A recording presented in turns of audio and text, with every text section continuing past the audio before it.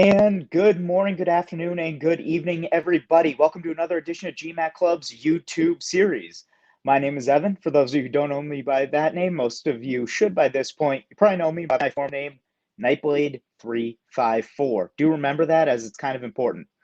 Today we are joined by Sebastian. He's going to walk us through what is a borderline impossible journey of getting into Harvard Business School. I'm envious. I think everybody in our channel is envious. And we're going to hear how he did it and the path he took to get there. So Sebastian, thank you so much for joining us here today. It's a true pleasure. Before we dive into the questions, why don't you tell our audience a little bit about yourself, give yourself a quick background. Okay, well, first of all, thank you for having me here. I hope this streaming can help some of you that are starting this process. I know this is exhausting, so I'm happy to help. Well, my name is Sebastian, short for Seba. I was born and raised in Chile and studied something similar to business administration that is called commercial engineering in my country. At one of the top schools here in Chile. I worked as digital marketer for the last 8 years, and I'm what is called a job hopper. You know, like the rabbits that hop, because I change jobs like on average every 2 years. And in my last job, I work as a digital media manager for a beverage company called CCU, which is like the fusion between Heineken and Pepsi, because they sell alcoholic and non-alcoholic beverages. And in this role, my team and I decided the strategy and the implementation for the digital marketing campaigns. So if you just saw an ad before this video, I'm sorry, that's part of the business. That's okay. We at GMAT Club appreciate that you're doing that advertising for us. A few quick announcements, by the way. Great background, really interesting. No wonder Harvard wants to take you. A few quick announcements before we begin. For those of you who are watching, please know Sebastian is not being compensated by us or anybody else for that matter, as far as I'm concerned. Any endorsements he gives anytime he rips a company for not doing a good job, and that's just an honest opinion. Which is why we're doing this. We're looking for honesty. The second thing, all questions that you folks ask in the general chat, we encourage you to post them. They'll be answered at the end of the session after we've gone through our questions. So please don't be shy. If you have a specific question that I don't get to, please post it and we'll get to it. Lastly, one of our backstage moderators did post that there is a phrase that pays. This means that the wacky GMAT Club Weasel is back. Yes, like that. The wacky GMAT Club Weasel, for those of you who do not know what this means, is a GMAT Club character. It runs around the forum, and every now and again it drops by YouTube videos to give out free items. Today, I believe it's giving out 2-week free tests to GMAT Club tests. It might be giving away our quiz mode. I'm not really sure. That's why the Weasel is so fun. So when you hear the phrase that pays, it'll be very clear when that happens. Please go on GMAT Club, message me, Nightblade354, the name is in the message, and you will be granted access to either our GMAT Club tests or our quiz mode. So, but don't do it ahead of time. You need to hear the phrase that pays. And more importantly, for those of you who watch this on record, please know that the event is for today exclusively. So do not message me 5 days from now or 2 weeks from now. But when the Weasel gives me his message and I say the phrase that pays, run to GMAT Club and go and message me that phrase, and we will grant you access to whatever we're giving away today. Awesome. So with that said, and by the way, not gonna say when, it's gonna be sometime during the next 50 minutes. So good luck to all those who are watching, and best of luck. We'll see when the Weasel strikes. Sebastian, with all that said, all my long-windedness, they are here to hear you, not hear me. So let's dive into some of the questions. And the first one is, what made you decide to pursue an MBA? Well, as I was progressing in my career, I started to see there are some complexities that I was lacking skills to handle it, like dealing with politics, or also I needed to refresh some concept in terms of finance and operations. Because at first, probably you will start with a very technical job, but as you progress and you have teams and also more managerial experience, you need to refresh some concepts. And I really felt that an MBA could help me to that. Interesting. That was fairly concise and fairly straightforward. You're getting an MBA to really strengthen some core areas. So, with that said, with these tools that you're going to receive, what are your plans post MBA? Do you want to save the world? Do you want to become a multi-billionaire? Or do you just want to have the MBA sort of in your back pocket to say, you know what? Yeah, kids, I'm a smart guy. I went to Harvard. No, no, no, no. I think that is not any of these options. I think that, well, I really love technology, but I have always worked in the client side, receiving the products. I really want to transition to the companies that makes the products. Like, for example, I use Mm. Google Ads, but I would like to work in Google to improve Google Ads, that kind of stuff. Google, Facebook, Microsoft, or any of these tech companies, maybe in a startup that creates products to enhance and improve the life of people through technology and the businesses, obviously. So you want to help Google. I can't tell if you're an enemy or a friend right now because most people say I want to help Google. It's like saying I want to help take over the world. I want to help them give expose all your information. So that's a new one for me. I like it. Uh, so we know you want to work in tech. You want to make lives better, which I guess is a noble cause. It's not going to win you the Miss USA pageant anytime soon, but it's a good cause. I want to take us back to when you first started thinking about going for an MBA. So, what test did you take to get accepted to Harvard? Was it the GMAT? Was it the GRE? Where'd you go? I took the GMAT, and of course, as I am not a native speaker, I need to do the TOEFL as well. Okay, so you took the GMAT. What score did you get, if you don't mind me asking? Yeah, sure. The last one I took, sorry, the last one and the one I used for Harvard was a 710. So is 710. lower than the average of Harvard. Oh, that's okay. You know what? I don't like to measure people by their GMAT score. I like to measure it by their height or how much they bench press. So don't worry about it. 710 is a great score. So take me to your thought process and your mindset of when you decided to take the test. What was that like? What was that decision process like? And then your prep moving forward. Was it a smooth process, or were there a lot of bumps in that road getting to that 710? Well, it all started in August 2019. Mhm. At the end of that month, I created my Gmail Club account and I started to research for the test. I started preparing. Yeah, you will see it in my Go account that it GMAT says Club. like, yeah, that says like August 21, like something like that. And I gave the GMAT for the first time in January 2020 after like or more months of preparation, and it didn't go well. I took the test and I got a 640, Which isn't and which bad. was better. Which was better than my initial test. Like the mock test was a a 610, but it was way behind the school average. So then I decided to take it again, but I had some problems in my life. My father had faced some issues, so I decided to stop studying during February and April, and then retake the preparation in May. And then I gave my second exam in August, and then I got a 680.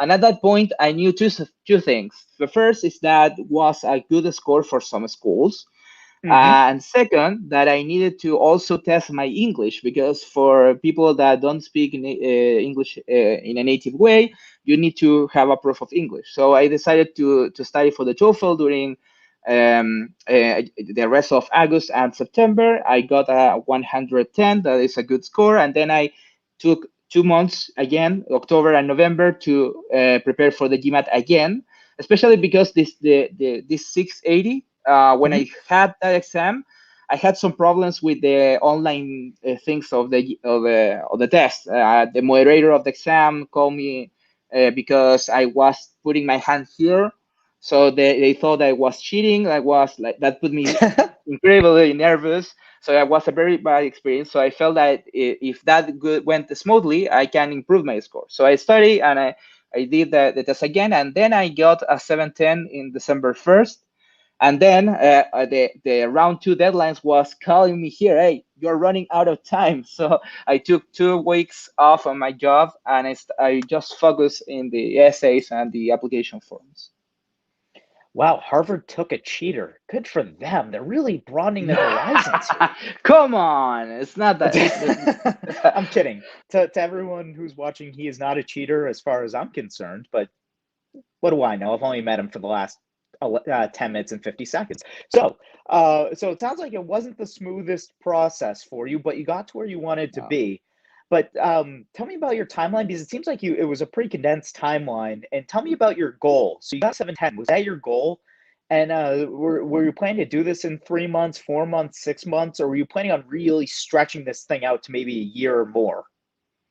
Honestly, well, if you see, I started in August 2019 with Hmm. some discontinuous around there, but it took me like 1 month, sorry, 1 year to prepare all the things, Hmm. a little more, and for me it was a really long journey. I was expecting to be faster than that, but honestly, I realized that first English was an issue for me. You will realize during the interview that I don't speak perfectly, and second, English is fine.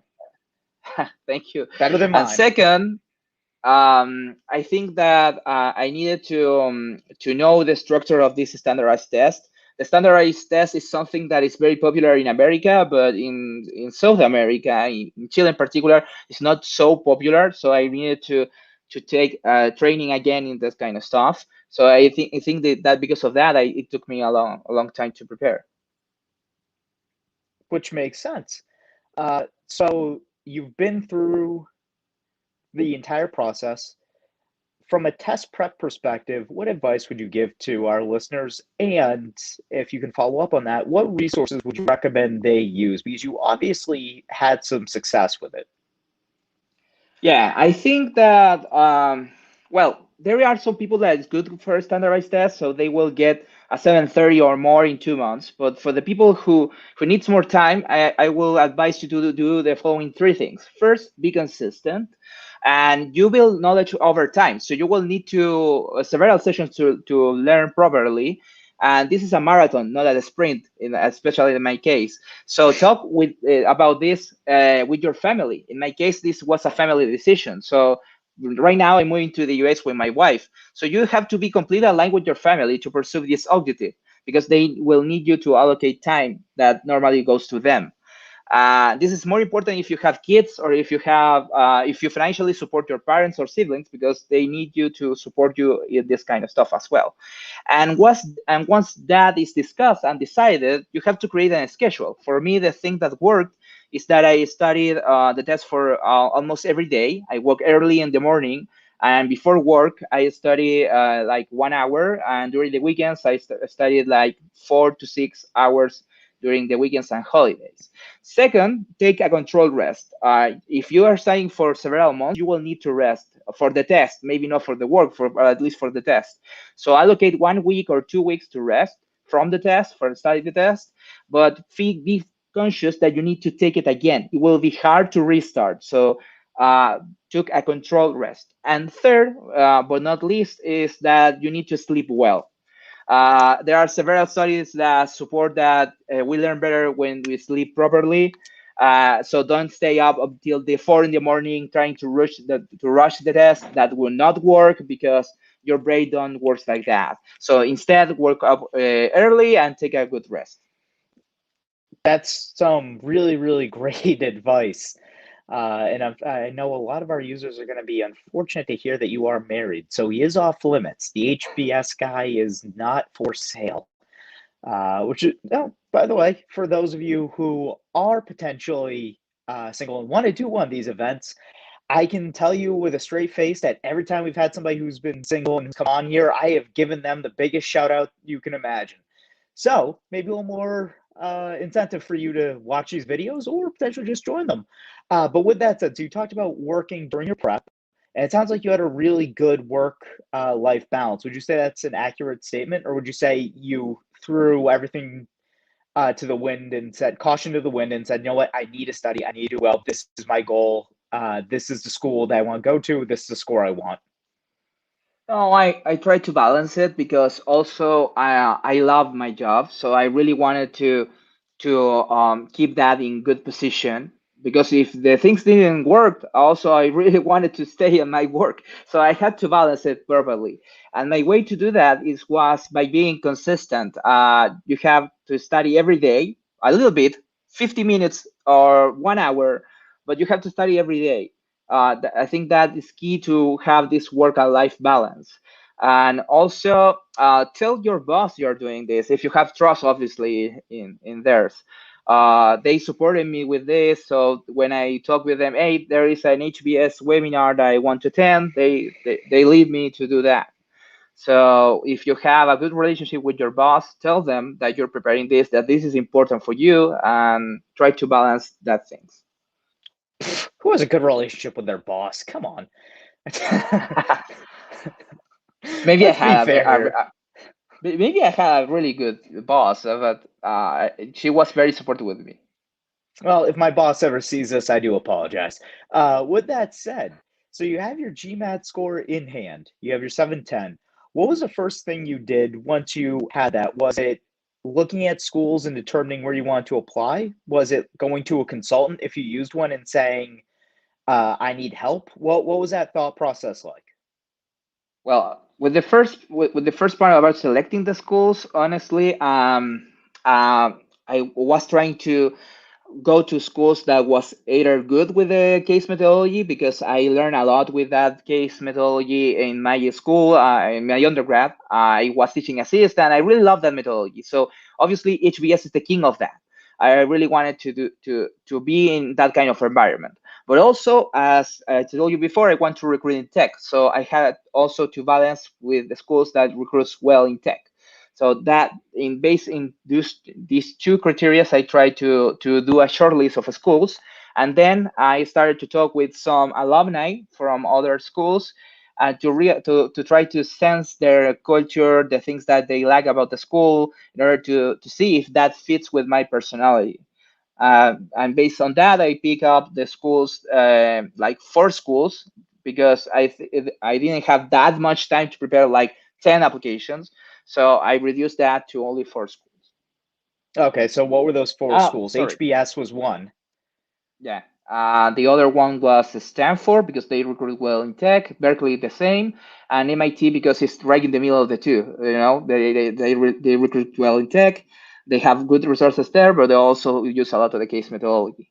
And about the consultant question you did me, I tried to work with a consultant, a local consultant here in Chile, but she had some family issues and she had to pause the new applicants. So I went there, to applicant lab with Maria, with Villa, and she was amazing. Her site is very complete, and I used that to prepare my applications. There we go. Nice shout out for Maria at Applicant Lab. She'll be very happy to hear that, especially as an HBS alum. I think. Maria, if you're not, I apologize. But with that said, so you Yes, she applied only is. to US. You applied only to US schools. Did you consider Yeah. international programs? No, because as I really like tech, you see that the most important tech companies are in the US. The Silicon Valley is a big hub there. So I was more aligned to my post MBA goals. Yeah, all right. So now let's focus on Harvard for a little bit and the actual application itself. How Okay. did you go about writing your essays? And and I guess this will be, oh, there we go. Okay. How did you I approach the will. HBS essay? Yeah, first of all, I think that we need to hear the prompt. I have it here, so I will read it. As we reviewed your application, what more would you like us to know as we consider your candidacy for the Harvard Business School MBA program? And that is very important because you need to focus in the word more. In the rest of the application materials, you have already provided your awards, your grades, your extracurricular, your work experience, what you left your job, what are your roles. So they have a lot of information. So please focus on the word more, because the person who's reviewing your materials, they have already seen a lot of you. For example, in my case, something very important for me is that in my awards, I show that I graduated as valedictorian. And that award was 5 years in the making. I graduated first. Sorry, I was the first of the class every one of the 5 years, but in my CV, in my resume, that was only one line, and they already knew it. So it looked like a little bit unfair to don't approach that in the essay, but I didn't because they already know that. I really want Hmm. to complement what they know about me. So what do you need to say? In my opinion, you need to talk about anything that helps to build bridges between the different aspects of you as a person, and a person is more than he or her grades or work experience or any single aspect. So you should elaborate on any experience that provide context on the decisions that you take in your life that are pivotal in your story. And finally, I think that something that is very personal. I think that not every single HBS student will agree with me in this. I think you don't need to address the why HBS question.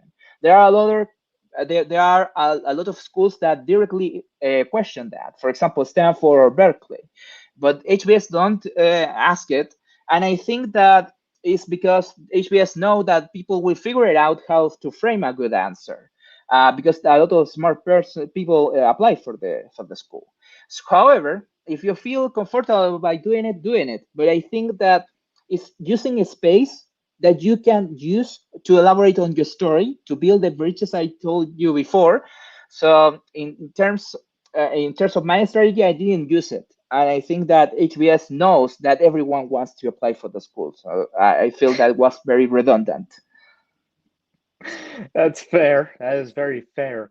So, take me through how long you spent on your essays, at least for HBS. I mean, how many drafts did you write? How many revisions?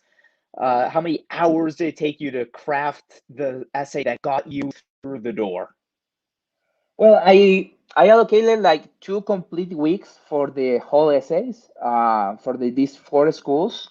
So I prepared that for 2 weeks completely. I took vacation from my work, and then of course when I came back to my work, I started to perfect it over time. Um, Probably I spent like 100 hours among all the applications, or even more. And I remember that Wow. I did three. Yes, I think that is because is the essay of Stanford and Harvard are very deep. You need a lot of self-reflection, and also because I don't speak English as first language, so I had to think about the idea, then translate it. So it took longer than a native speaker, in my opinion. And about the draft, I think that for HBS, I had like 3 full drafts, but of course, I was like writing a paragraph, and then I realized that it didn't work. I did it completely. So these 3 drafts don't don't reflect the amount of job that I put in the essay. Wow. All right. So, for those of you watching, I think the takeaway there is that if you put in 300 hours studying for the GMAT or the GRE, you're out of the woods. You have to put in a ton of time to these essays and to these applications. Yeah, Otherwise, you're not putting your best foot forward and you may not get in. So do yeah, take it yeah, seriously. yeah. I I mean, would my like to goodness. complement that. I would like to complement what you said because I spent a lot of time preparing for the GMAT, and I was running out of time for the round 2 applications because my last GMAT was on December 1st, and the deadline for Harvard was like January 5th, I think. So I had very short time to prepare the application, and that's why I decided to take time off in my work, because you will need that time, honestly. you will need to allocate that time. So if you are spending too much time in the GMAT prep, as I did, you will need the time anyway. So be prepared to take off some time off in your job, vacations, or maybe a break. I don't know. Very fair. It's really, really good advice because it is an important part of this. The application is holistic, or not the application. When a business school like Harvard looks at you, it is truly holistic. I can speak to that. Where it's great you have a great GMAT score. It's great you have a good GPA. They are truly just a portion of it. Now, if you want to be somebody who does really well on that, and that's all you want to hang your hat on, I'd actually recommend you apply to law school because they 80% of it are the numbers. With business school, very, very different. So they look at the entire scope of it. So know that even if you get a 690, 680, Harvard's still going to look at you. HBS, Wharton, Stanford, they're going to look at you. They want to hear your story. The story is the important part. Tell your story and know that you put your best foot forward doing that. Be true to yourself. But with that said,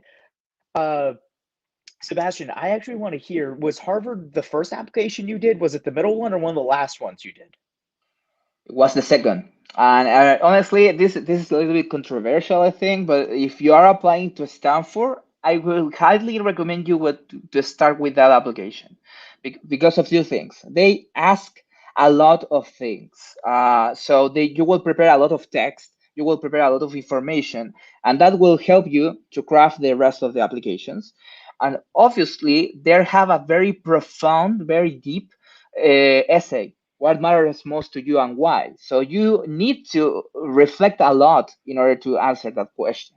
So after you try to answer that question for the first time, you start in a mood that sets you in a good position for the rest of the schools.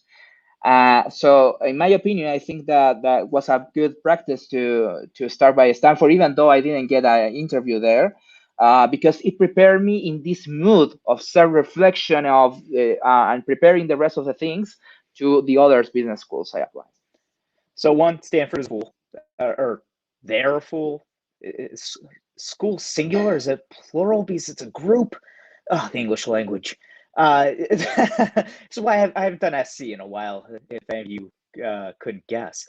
But you actually hit on the point that I was hoping you would say, which is that the quality improved as you sort of went through the application process. Your first one wasn't the best, but your second, third, and fourth were probably really, really good.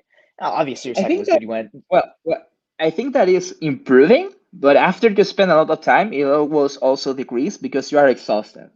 So okay. so so maybe if you apply to 10 schools, your 10th application will not so good because you already think you have figured out everything, and honestly, you have to know the schools good, not only what they publish in the website. That is the minimum. And honestly, I think that there is no person on earth that can figure it out the culture and the specific difference of 10 schools. So unless you have a lot of time. Very fair. So we're talking about a bell curve. So if you want to apply and your number one school is, let's say it's UVA, for example, maybe make that your third application. Don't make it your first. Yeah. Give it the throwaway as your first. But with that said, what do you think made Harvard Business like you? Because I think that's what a lot of people want to hear about, given the fact that you actually got into the school. Was it the charming personality? Was it the fact that you have a supermodel wife who was able to help get you in? Was it the fact that you may have bribed them $18 million? What's going on there? Oh, honestly, I will never know for sure. But if you see the HBS website, they state what they want. They want three things. The first, the habit of leadership. The second, the analytical aptitude and appetite, and the third is engaged community citizenship. And obviously, you can interpret these things in different ways. But in my opinion, the first, the habit of leadership, is related to not only show that you are a leader or you can be a leader, but also that you have an habit. That is not something you made up for your application.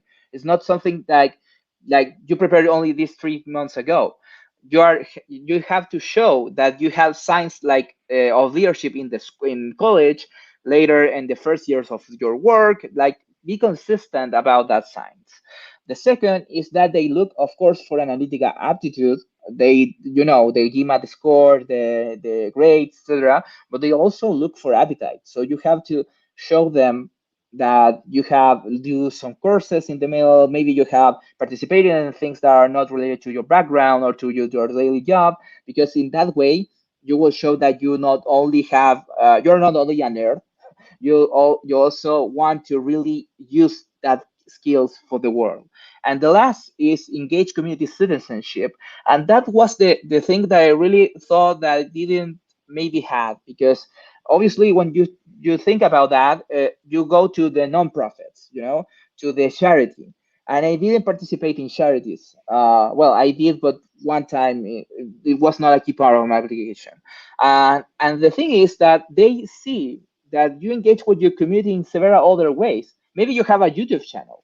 Maybe maybe you help a family member. Maybe you help a small community of your neighbors. So it's not necessarily participating in big nonprofits, but it's caring about your environment in different possible ways. So I hear there's a lot to like there. And I think that was some really good advice as well. Uh, I want to actually backtrack 1 second here. Choosing a recommender can be very important. You obviously Yeah. want to choose somebody high quality. You want to choose somebody who also knows you. So if you know somebody like Steven Spielberg who can write you a letter of recommendation, maybe go to them. If you know somebody like Bill Gates or Elon Musk, have them write you a letter. But for those of us who don't know people like that, Sebastian, I assume you're in that same category. How did you pick your recommender for your schools? Well, first of all, if you are able to reach Elon Musk or Steven Spielberg, but they don't really know you, I would not recommend you to choose them, because maybe they will have a big title, but they will not write a good letter of recommendation. They need you to know you better. They will need to elaborate on your strengths, but also on your opportunities. So, and they will need to support what they say with stories they have seen of you. So please use recommenders that work directly with you. For example, I use my direct supervisor in every school application, but also I use a former boss in other schools, and in Harvard, I use my most important internal client in my organization, because they see what I can do, and also you need to relate what they see of what do you want to present to the school. In particular for Harvard, this guy, the most important internal client that I have seen me in leadership roles. And I know Mm-hmm. that Harvard wants leadership. So I know that this guy could talk about that in a good way with good facts. And I think you should think about that too. And maybe a tip I would like to give to people that is choosing the recommenders is that if you come from a non-traditional background or industry, train your recommenders in terms that don't write their letters, because first it's unethical, and second, you will not never write a good letter for you, because the other person needs to provide a third party view. But train them in the thing that they usually will think that saying only good things about you is the perfect and the most proper way to proceed, and it's not, because the letter of recommendation needs to sound natural. So train them in the sense that, of course, they need to talk about good about you, but they also need to criticize you, need to tell stories about your improvements, about your opportunities, and why this process is important for you, maybe. And there is an optional part in the usually in the forms of the recommenders, where they can talk more about you. And if someone else don't know you, they will not put anything there. But if someone knows you, they will find something for sure there. For example, if in my case, I think one of my recommender told me that she put like I love to make the workplace fun. I do memes, stickers, that kind of stuff, send videos. because I really think that the humor helps the workplace to thrive. And she put that in the optional say. I will never think about that about me, but she saw it and she put it in the optional part. If you choose someone who don't know you, they will never figure it out what to put in the optional part. Yeah, Sebastian, you seem like a fun guy to me. I mean, come on. I would think that would come naturally. But folks, we do have some breaking news. The GMAT Club Wacky Weasel.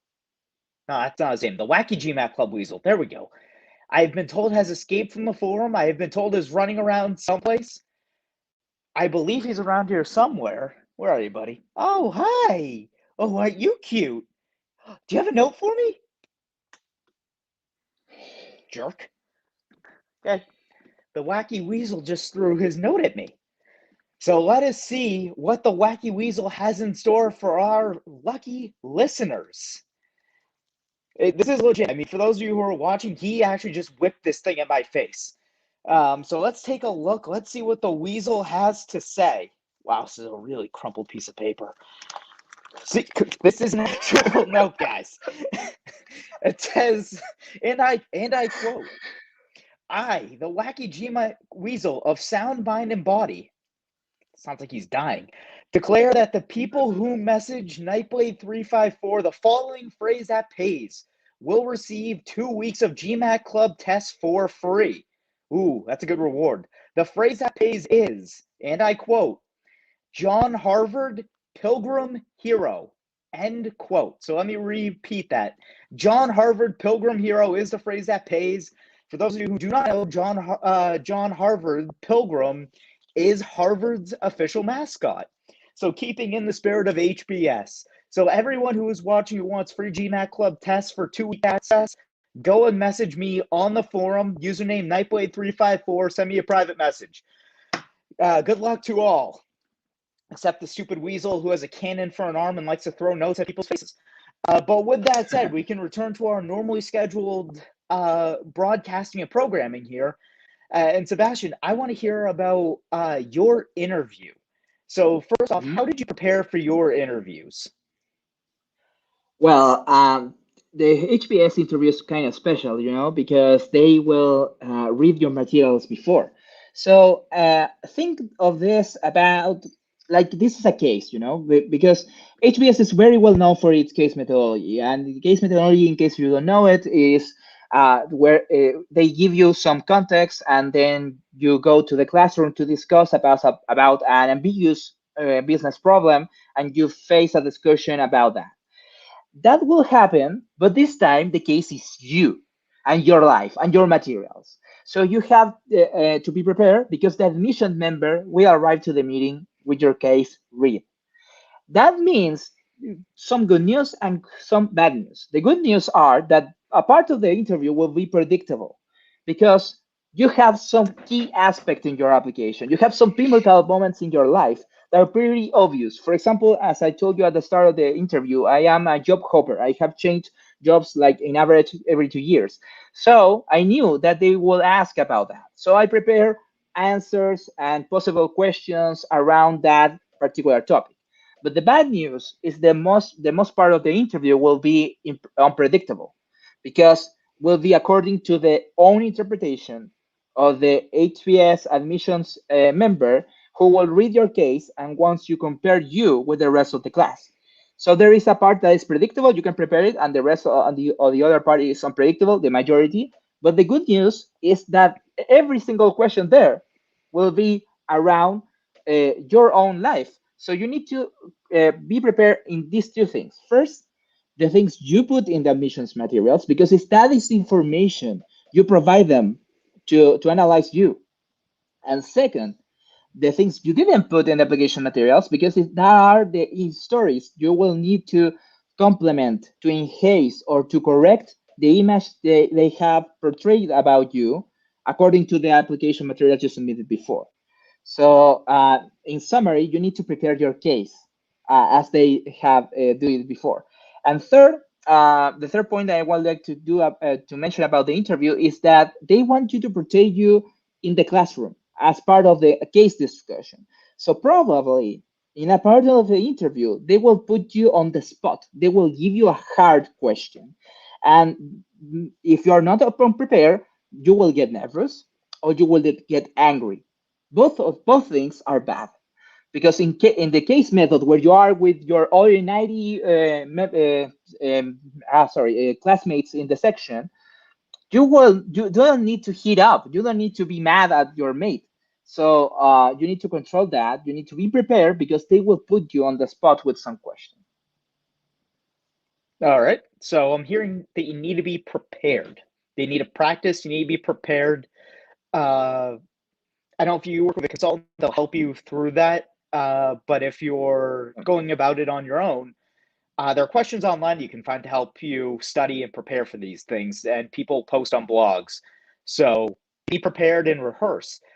With that said, Sebastian, is there anything you would have changed about your experience? I mean, and by the way, you said that part of it's unpredictable. This whole video is unpredictable. You didn't get questions ahead of time. So, I mean, unpredictability is just name of the game. But with that said, again, is there anything you would have changed or improved about your experience? Anything you go back in time and say, shoot, if I'd only answered this way, I could have had a better outcome?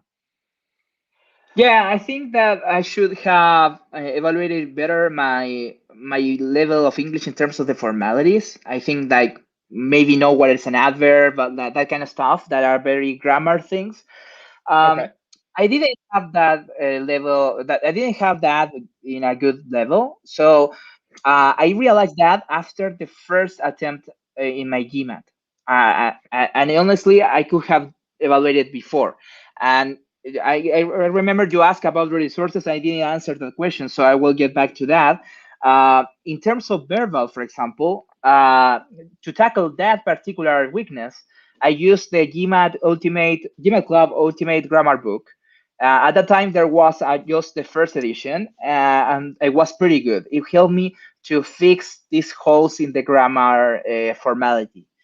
And nowadays, there is a second edition that probably have corrected some points there, and you can use it. So go if you're not a native speaker, I highly recommend you to start with that book.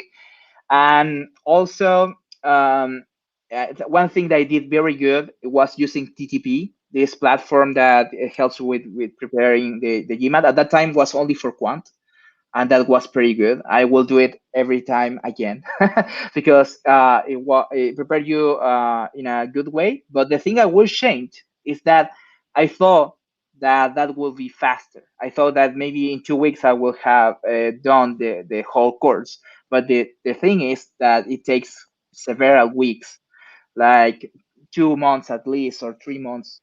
So be prepared for spending a lot of time in that platform too.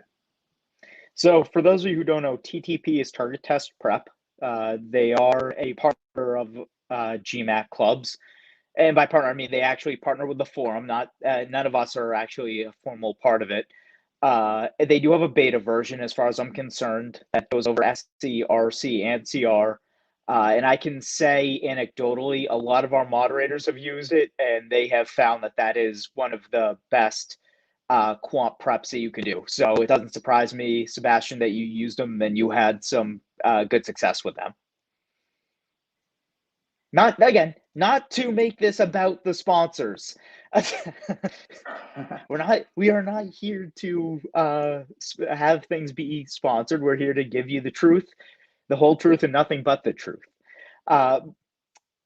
So Sebastian, I think so. We've covered interview or interviewing. We've covered the materials. I guess there's a stigma attached to the MBA in that you're spending $150,000 on the education, plus potentially another $50,000 on top of that for housing, for meals, for supplies. How were you able to get over that stigma and allow yourself to be comfortable getting an MBA? It was very hard for me as well. Honestly, do your calculations, speak with alumni. If you take this as a project evaluation task and you put like VMP, I think that is translated in English. This thing of projecting cash flows and then project it to the present, that will be okay. You will get your payback in a reasonable amount of years. And the numbers are there very publicly. You will get success with an MBA probably. There is a high probability that you will get your money back in a reasonable amount of time, even though the investment is very high. But if you're still afraid of that, try to apply for business schools that maybe are one tier below your expected outcome, because in that way they are more likely to give you a scholarship, and that will lower your risk. But honestly, I did the calculations. Even though they look intimidating, for me, the MBA will have return on investment for sure. Not the first year, of course, but it will have. So makes sense. I think that's the best argument you could make, which is that it's going to pay for itself. You hit on NPV, net present value, and Yes, future man. cash flows, so FCF. I mean, that's what you look for. You're making an investment with an MBA, so the way you evaluate it shouldn't be any different than how you'd evaluate a stock. So I think that was a really appropriate way to go about it. I have two more questions here, and then we can sort of look to our general chat and we can wrap this up. My first question is, have you met any of your classmates? And if so, what does the profile look like of the class? Is it pretty diverse in terms of people from all backgrounds, or do you feel like there's a really concentrated area of certain people? Yeah, HBS have organized some meetups. Also we have a Slack channel, so I met with some of them. They are very diverse. Of course, there are people that comes from traditional industries like consulting and banker, investment banking, and so on. But even though they are very diverse, they have done some interesting volunteering, or they have interesting projects they have done. So it's a very diverse class. You have engineers, you have chemicals, you have things that comes from nonprofit, a guy from SpaceX, tech, etc., etc., etc. So I would not be able to tell you that is one profile. Probably they all meet the criteria we talked about before, about these three values that HBS look in a candidate, and they are all interesting. So I feel like the imposter syndrome a lot now. Oh no. Because hey, Don't, they don't are great, honestly. HBS wouldn't have accepted you if you weren't qualified. You're not an imposter. I hope so. Um, so with that said, is there anything that we discussed, or maybe that we didn't discuss, that you want to touch on before we go to our questions in the general chat?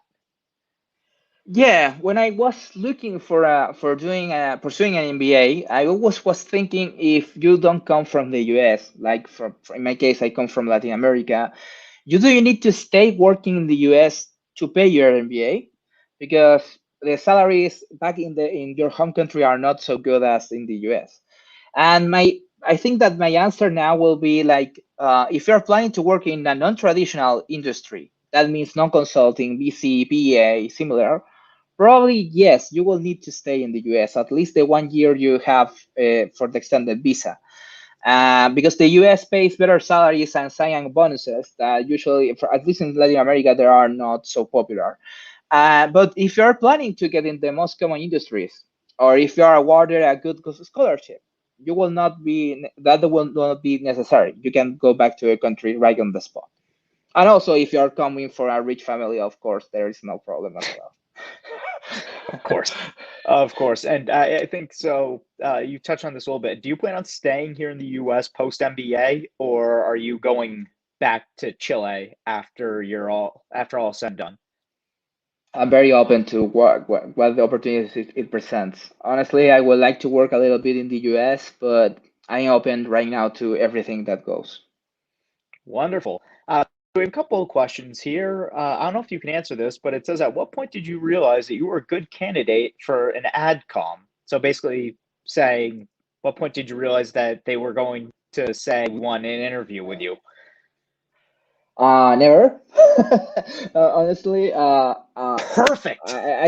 because I was in a meeting with adcoms before. They were showing the school, and one of them say, you don't have to you don't have to remove yourself the picture. just apply, do your best, try, don't remove yourself from the picture. You have zero chance to get in if you don't apply. And honestly, being rejected from Harvard is not bad. There are more than 8,000 people that is rejected every year, and they go with their lives. It's not something that will impact you that much. So if you really think that you are good, give yourself the opportunity. Go for it. Don't remove yourself from the picture. And honestly, I never thought that it was going to get accepted. And if you don't believe me, I recorded my reaction to the HBS acceptance. And it is in my YouTube channel. After the streaming, I will post my profile Yeah, go here. ahead, plug If it. you can go to there and see it, because honestly, of course, in Spanish, but you will see it. I didn't believe that I'm going to be accepted. So the answer to Juan is never. You will never realize you are a good candidate, but don't remove yourself from the spot. All right, so what I'm hearing here is you need to stay humble and always be afraid, essentially. But you mentioned your GMAT, GMAT. The word just come out of my mouth automatically. You mentioned your YouTube channel. What's the name of it? Give it a plug. Oh, it's the same that you're probably seeing here, Seba Cisterna, and you can look it for in the search bar here. Okay, wonderful. I believe we have one more question, which is, and I don't know if you can answer this. Sebastian, please tell us more about the The second and third second, things which HBS is looking for. yeah, the first, let me search in my notes. The first thing was the habit of leadership, and we elaborate a lot of that apparently. And the second is analytical aptitude. They will look on your scores, your GMAT. They will look evidence for where you are able to handle the program. And the second is appetite, analytical appetite. And honestly, they don't provide an interpretation of that in the website, but I interpret it. It is my opinion. It's not ADCOM opinion. My opinion is that that means that you are trying to always learn, show signs that you are a lifelong learner, not just one that learns because he wants to get into HBS. You don't need HBS Mm-hmm. to learn. And the third is the engaged community citizenship, and they really want to see you as part of a community. They want you, because in the class you will need to help your classmates in some way, and also to ask for help. So they want to to see signs that you care more than yourself. I think that Berkeley have that as value as well, but it's not called in that way. It's called like caring about others, and that probably is a good summary. It's like you care about other person than yourself, either in a charity or either in other service that you can provide to someone else, like teaching math, teaching English, for example, or any other thing you can help the community.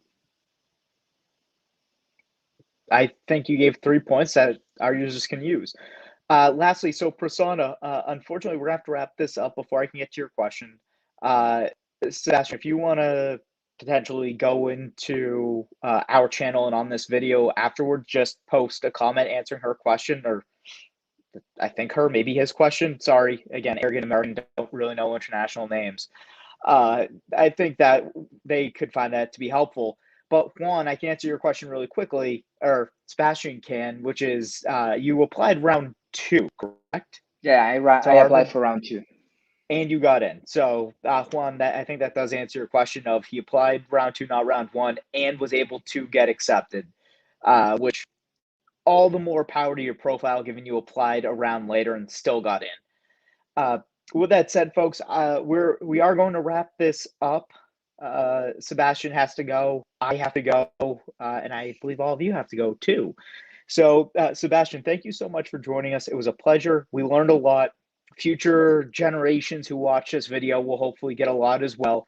Uh, when you're in Boston, when you officially arrive, let me know. I'm in the area, so shoot me a message Awesome. on GMAT Club, and I would be more than happy to come meet you.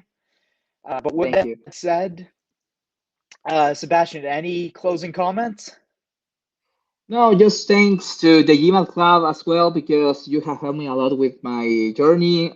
We talked about the resources, but also when I was accepted for an interview, I reported that in the system you have, and quickly I was connected with other students that were accepted in round one, and they helped me to also figure it out how the interview will be.